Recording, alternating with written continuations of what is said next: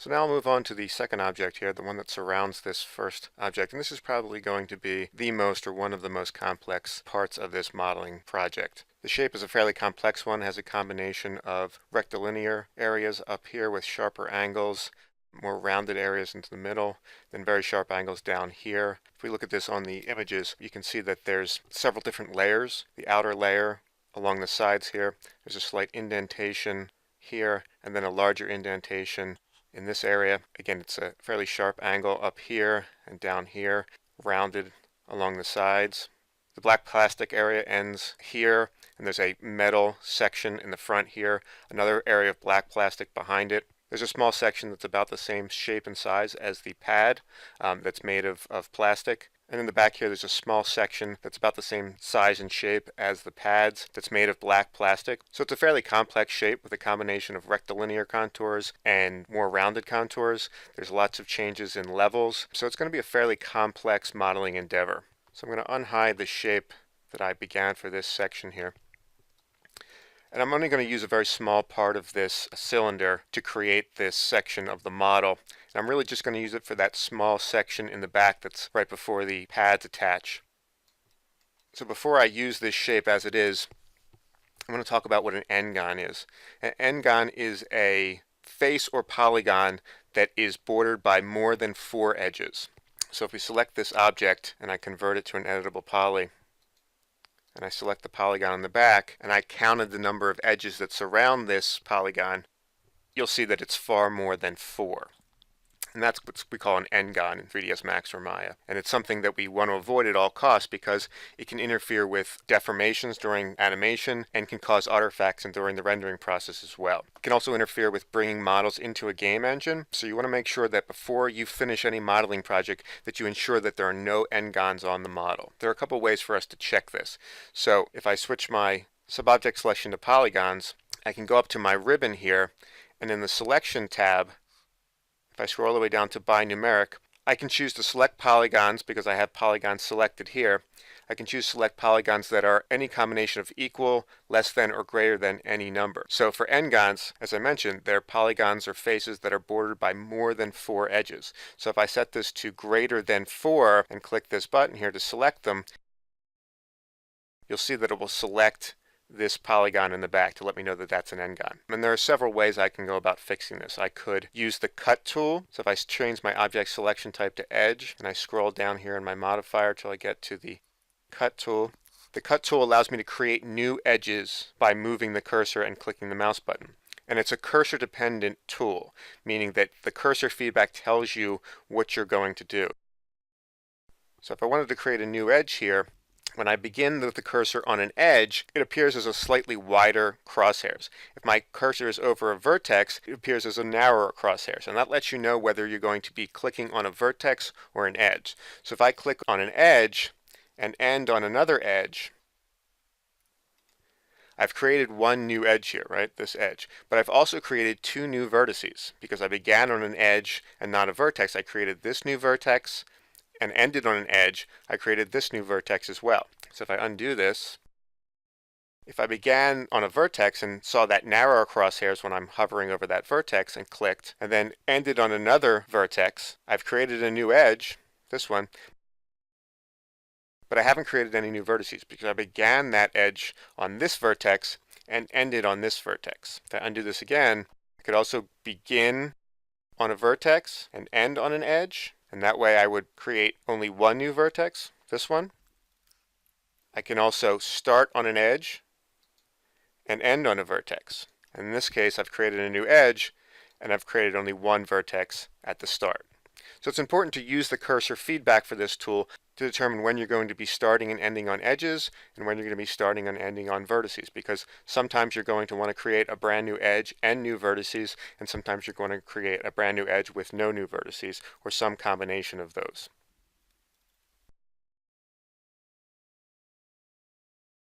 I can also resolve n-gons by adding what's called a turn to poly modifier. So the modifier list here above is a drop-down menu, and that's where you can access all of the modifiers you can apply to any given object. So if I scroll down here, and these are alphabetical, till I find turn to poly and apply that, I can go to the top and tell it to limit the polygon size to a maximum of 4.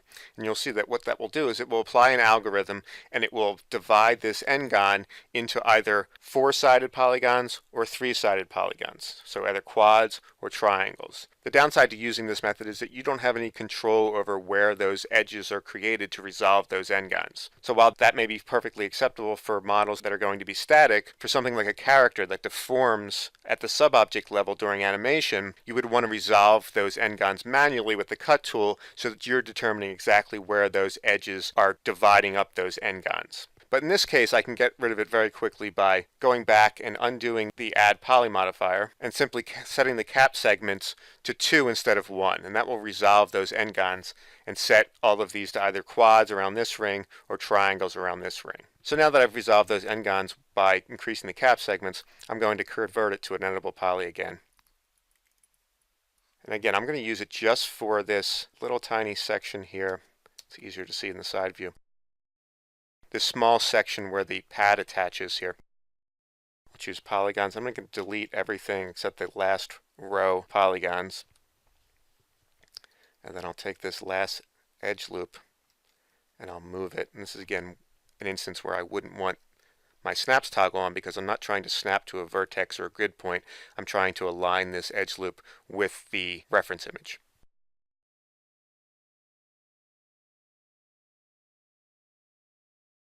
And I'm going to scale this a bit so that it matches the scale of the reference image. It's right about like that. So I'm going to save this so I don't lose my work.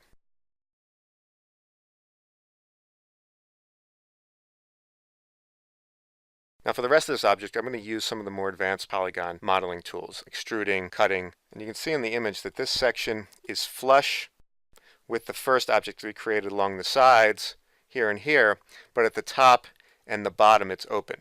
So I'm going to start by extruding some edges from this first model that we created to begin to create this surface that we see here.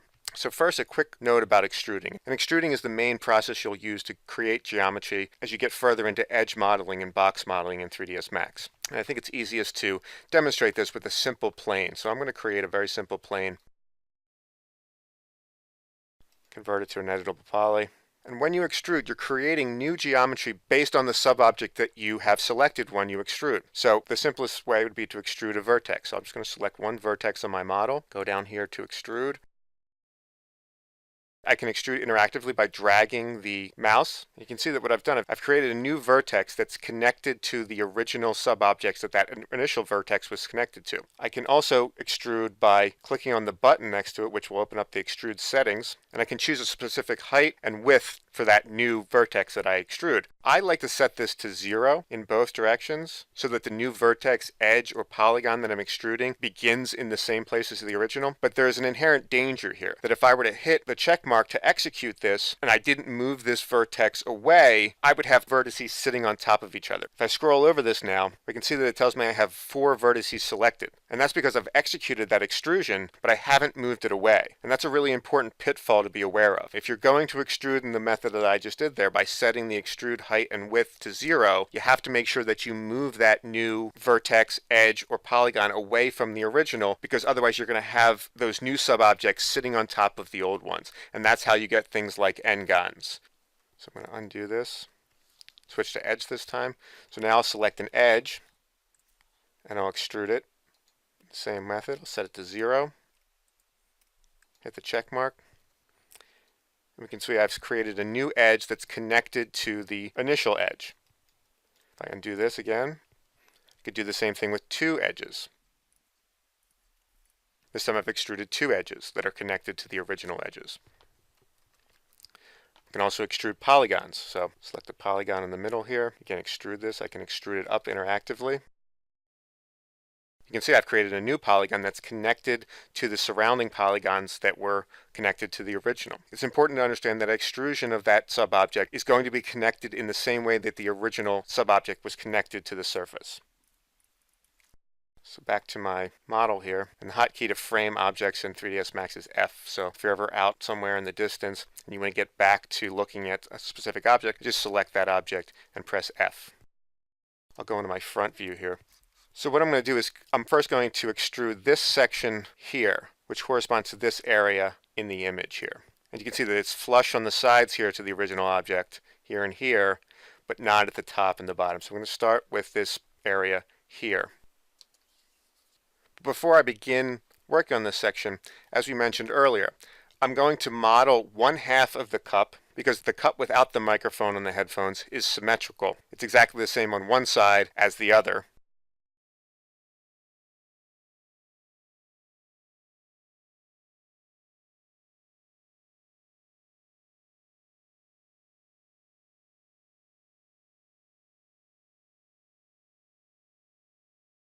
But before I begin modeling this second object, as I mentioned in an earlier video, the cup on the right side of the headphones, the cup without this microphone, is completely symmetrical, meaning the left side is exactly the same as the right side. And whenever you have a symmetrical object, you want to model only 1/2 and then mirror the other side over, because otherwise you'll be doing maybe not twice as much work, but certainly more work than you would have to do because the two sides are identical. So before I begin this, I'm going to cut this model in half so I can only model 1/2 of this cup, and then I'll mirror that side over to create the full cup, and then create a copy of the cup to mirror over to the other side, and I'll edit that one to create the microphone. I'll select this object and delete the polygons on this side. Alright, so I'm going to start with this section first. So I'll select these edges here in the back, go into my front view for this, and I'm going to extrude these edges. Click the extrude settings, set the height and width to 0, and execute that, and then immediately move this up. And this is where I'm going to turn on my snaps toggle. I'm going to snap this to this. I'm just trying to line this up with where this part of the section starts to curve upward a bit more. Like that. And then I'm going to get rid of this vertex by selecting it and clicking remove. And that will give me a triangle here. This is a triangular polygon, and a quad here.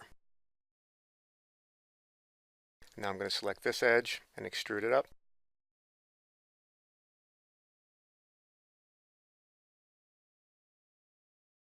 And then again. And then one more time. Now this appears to tilt inward a bit as it goes up here. That's just because there's a curvature at the top of the cup where it connects to the band.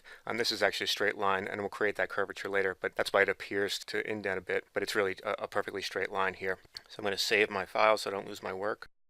Okay, now I'm going to extrude this section that starts here and then goes all the way down to the bottom here. Before I do that, I'm going to set the working pivot. We discussed this in an earlier video. The working pivot is almost like a secondary pivot that you can set for your objects that allows you to move, rotate, or scale from a secondary location. And that will allow me to scale out the extruded edges here from the center of the object. But first, a quick explanation of the pivot options that you have. It's the button up here that says Use Pivot Point Center. By default, it's set to use the pivot point center of the subobject that you have selected or the object that you have selected. So with this single edge I have selected here, you can see that the pivot is right in the middle of that edge. If I were to select two edges, that pivot remains in the middle of the first one that I had selected. So that's what this first option will do for you. If I select the second option, which is called the Use Selection Center, you'll see that the pivot moves to the middle of the two selections. And if I were to continue selecting edges, it will update again to the center of whatever I have selected. The last one is the Use Transform Coordinate Center, which will set the pivot to the center of the reference coordinate system. I happen to be set to view, but if I set it to world, that will change to the center of the world pivot. Right, we'll go down to the grid. So I'm going to set the working pivot for this object, which again is a secondary pivot that allows me to move, rotate, or scale the subobjects from a different point than I have set here with my pivot selection. So I'll go to my hierarchy panel, scroll down where it says Edit Working Pivot, and I'm going to snap it to this vertex here and then to the back of the object. So I'm going to turn on snapping for this, and I'll point snap it up to here in the Z and the Y as well, and then I'll snap it to the back of the object in the X. Okay, and then I have to click Use Working Pivot to use it. And now when I select these edges, again, I'll start with this one because this section begins here. And now I can scale these out from the working pivot that I set. So I'll click Extrude, set the height and the width to 0, press the check mark, and then I can extrude these out in this direction. And that will save me some time. Okay, so now I'm going to start to move these vertices so that they line up with the reference image. So again, I'll turn off my snaps toggle And now you can see that the pivot point is still set to the working pivot, so I don't want that anymore. So I'm going to go back to my hierarchy panel, turn off use working pivot, and now I can go back, select those edges, and they'll be set to whatever I have my pivot set to. So I'm just going to move these out to match the image. So when I move this vertex, I'm going to try to maintain the angle of this edge loop here. So I'll move this vertex in the Y and X simultaneously. Try to get close to that angle there. And I'll try to do that for all of these. Try to maintain the angle of the edge loop.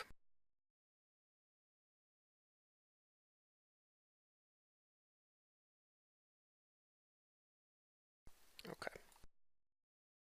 So now I want to create this triangular section here. So I have this extra vertex. So what I'm going to do is I'm going to snap it to this vertex and then weld the two of them together so that we can discuss how welding works. So I'll turn on snapping and I'll snap it to this vertex, scroll over them. So then I'm going to weld these together, which will take however many vertices I have selected and combine them into a single vertex. These are right on top of each other, so I could simply click the weld button and you'll see that it gets me one vertex. If I open up the settings here, this threshold is the distance away from each other that the vertices can be in order to be welded. So whatever your units are set for in your software, mine happen to be set to inches, that is the distance away from each other that the vertices have to be in order to be welded. So if you're welding vertices that are very far away from each other, you may need to increase this weld threshold distance in order for the weld to work.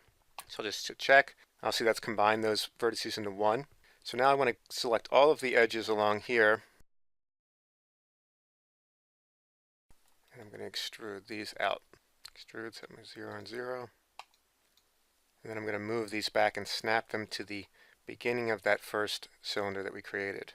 And now I start moving them out to match the reference image, so I'll turn off snapping. So now I'll start to move these vertices to line up with the reference image. But you can see that they're behind. The reason I can't see these is because they're behind the image plane. So I'm going to move the image plane back so all of this geometry is in front of the image plane. I can see it in this side view. I'm just going to move this back a bit. And now I can see all of these vertices. So again, this appears to slant down here, but that's only because of that curvature at the top of the cup that I mentioned. So I'm going to keep this as a straight line at the top. I'm just going to select them all and start moving them one by one, and I'll just deselect each one as I get it into place. Again, I use Control and drag to deselect vertices.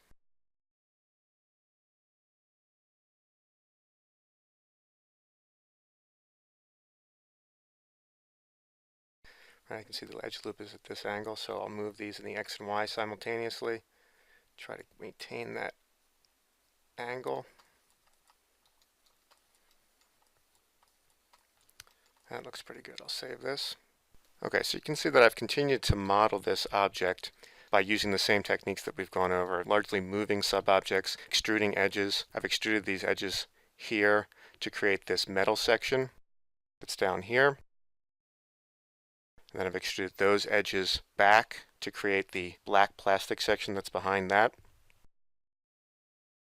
So now I want to do a few things to finish up this area of the model. There's a small, thin, flat section. You can see it a bit here in this image. It's just a flat section that's along the back profile right before that cylindrical section of plastic that attaches to the pads. So in order to create that, I'm going to select a ring of edges here. So I'm going to use the connect operation for that. And the connect button, if I just click it, by default it will create a new edge loop that cuts the selection of edges that I had right down the center. And that's probably the most common way you'll use it. So it's a good idea to leave the default settings there.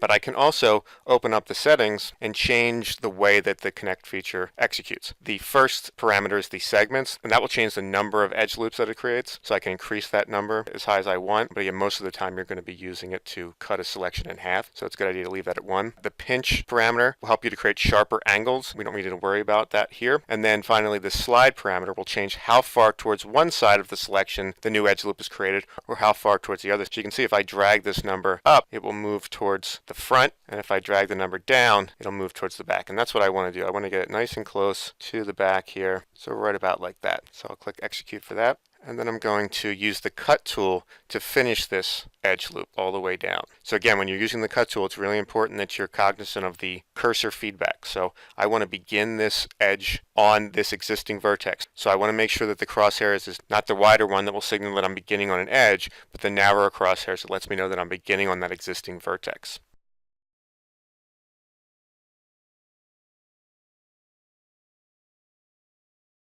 Okay, so I'll save this. Okay, so what I want to do now is attach this small section here where the pads attach to this object. And I'll do that with the attach feature. So if I want to attach two separate objects to each other, and all that attach does is it will combine those objects, and you can attach more than two together, attach any number of objects together that you want. It will attach those objects into a single polygonal object. So I'll select the first one here, go down to the attach button, click the button, then whatever I click will be attached. I can also click on the attach list button next to it and choose from the Scene Explorer, but I'm just going to use the button and then click on this back cylinder. So now I've attached these two together into a single polygonal object. So this small cylinder here is now a part of this cylinder 001 object here. So it's really important when you're finished attaching that you click the button again to deactivate it. Otherwise, if you click on another object, it will be attached as well. So again, I've attached these two together, but I haven't merged the vertices.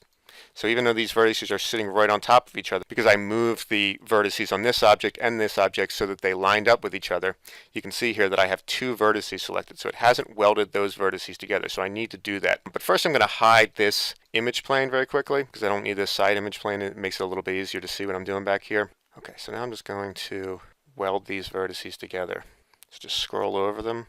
Again, since they're very close to each other, I don't really need to worry about the weld threshold. So I can just click weld each time and it will let me know that I've combined those two vertices into one. I'll just do that all the way down.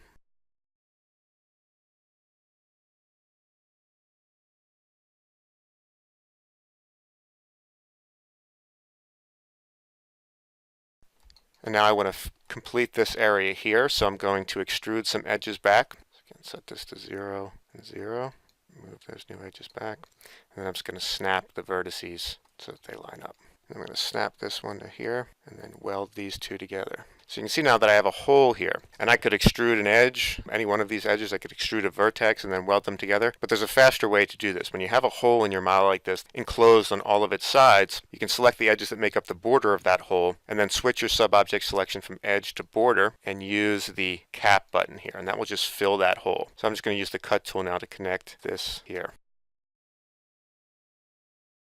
Save my file. And now I need to model these indentations that appear on the side of the headphones. You can see them here in this image. They're just these small indentations on either side of the cup. They're just sort of quadrilateral shapes here that indent. So I'm going to use the cut tool to create the shape and then move those sub-objects inward to create the indentation. So the first thing I'm going to do, and this will help me get rid of the n-gons. So if I were to check n-gons, and you should check n-gons periodically as you work here by going to your polygon sub-object selection, your selection tab on the ribbon by numeric greater than 4, and it will show you any n-gons that you have. And it looks like I have one here because I forgot to weld these two together, perhaps. There we go. So weld those together, and then I can check again by numeric greater than 4. So I get rid of those. I have one here in the front. You can see here that I count the number of edges here. That'll be more than 4. 1, 2, 3, 4, 5. So I need to resolve that. I'm simply going to use the cut tool. That's just now a triangle here.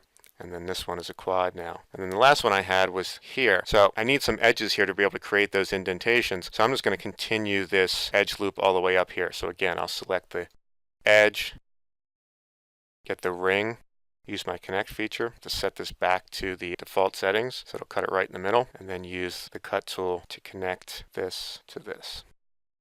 And then I need some extra edge loops here. So I'll use connect again. And I need some divisions here, and then right behind it.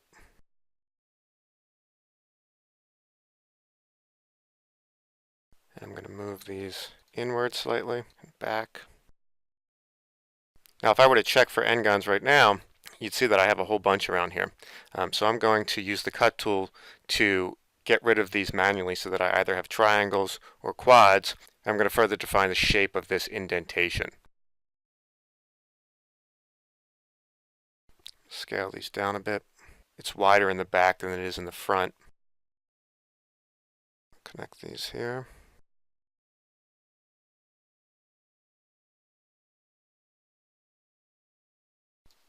Scale these out a bit.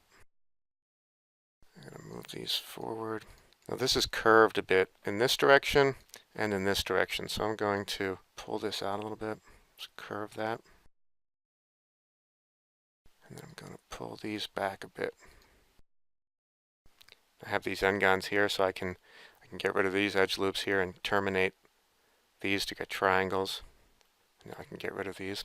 And again, it's really important whenever you're deleting edges on your model. If you just hit backspace, you will get rid of the edges, but you can see that the vertices still remain. These vertices still remain, and that's going to give you n-gons. So, and in almost all instances, when you are deleting edges on your model, you want to delete the associated vertices as well.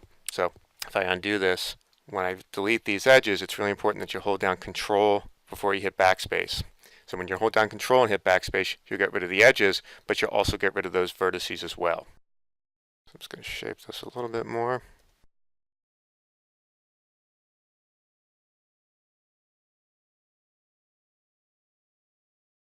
So right about like that. That looks pretty good. So save this.